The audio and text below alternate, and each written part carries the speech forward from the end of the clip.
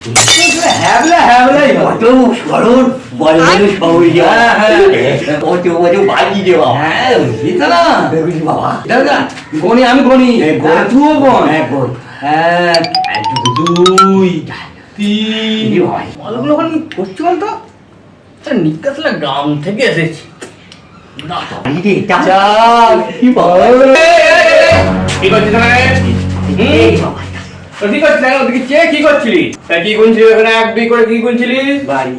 বাড়ি গুনছিলি কেন বাড়ি তো সব সময় কত গুনিস বল আমি আমি তুই বল তুই বল আরে আমি 10 টাকা ঢুকতে নিয়েছি 10 টাকা করে হয়েছে 10 টাকা সে কি রে বে 5 টাকা করে দে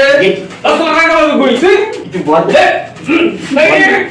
কিছু বল না ঘুম বল এই তুই কত গুনিস বল আমি আমি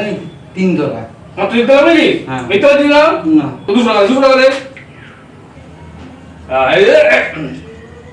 চল বেগম দিয়া বাড়ি গুনতে আছে